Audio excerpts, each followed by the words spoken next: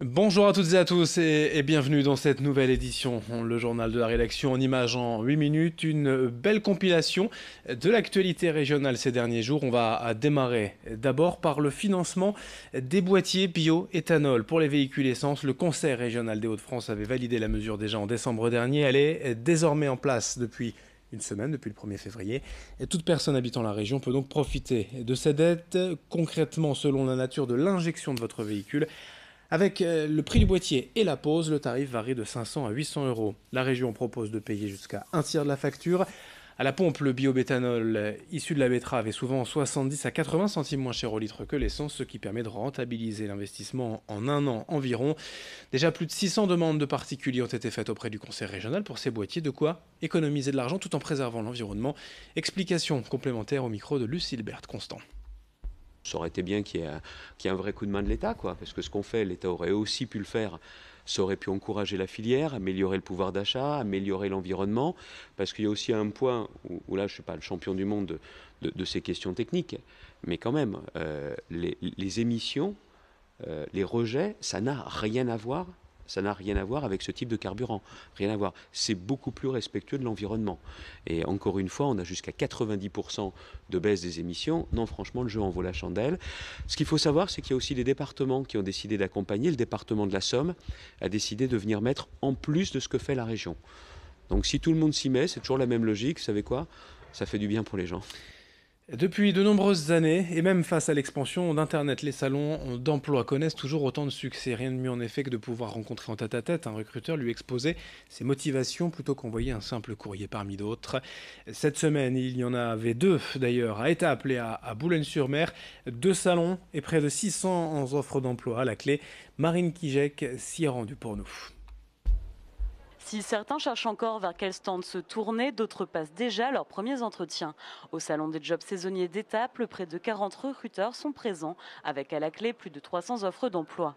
Formation CDD ou CDI dans des boîtes d'intérim, l'armée ou encore la restauration, à Étaples, on recrute. Il y a une forte demande en fait dans la restauration. Dans la restauration, on a aussi une forte demande tout ce qui est secteur en fait dans le secteur du service à la personne aussi. Et aussi notre spécialité, c'est qu'on a essayé de développer le secteur du loisir. On a donc en fait nous, le service jeunesse recrute déjà 60 jeunes. Il y a la mairie du Touquet aussi qui est présente. Et pour mettre toutes les chances de son côté, la ville a même mis en place plusieurs dispositifs d'accompagnement à l'emploi, comme des ateliers CV ou un livret de compétences.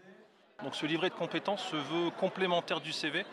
En fait, sur le livret, on va retrouver le savoir, le savoir-faire et le savoir-être. Donc des choses indispensables pour se présenter. Donc c'est aussi un outil pour se présenter.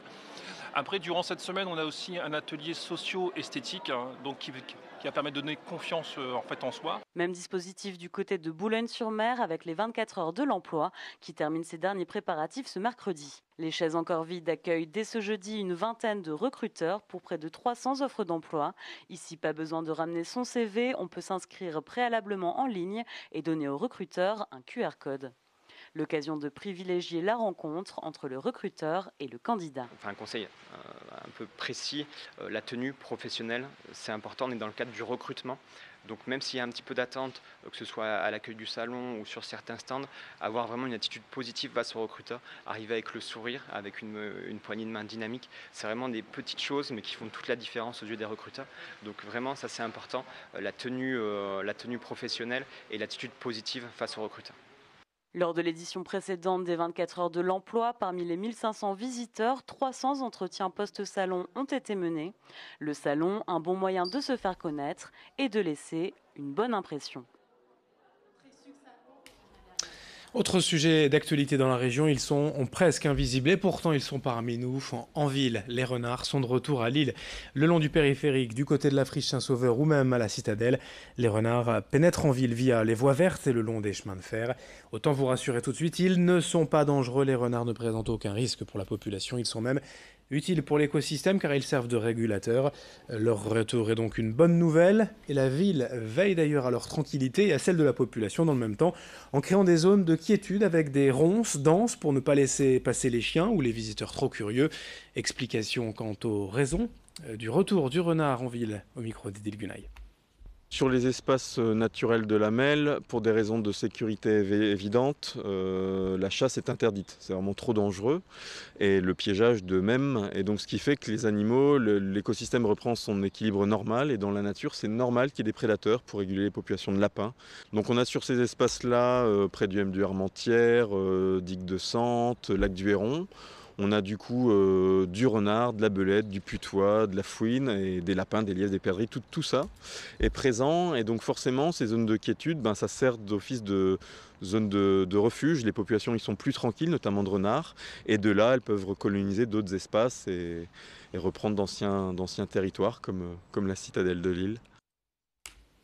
Pour finir ce journal, on vous propose une exposition et événement à la veille ou presque des 50 ans des premiers pas de l'homme sur la Lune. C'était en juillet 59. Le Forum départemental des sciences de Villeneuve-d'Ascq propose une exposition Apollo 1961-1972 pour retracer les phases de développement, de construction, de tests et d'échecs qui ont amené les Américains le premier homme sur la Lune, Neil Armstrong et Buzz Aldrin en juillet 69. Tout est expliqué ici dans cette exposition.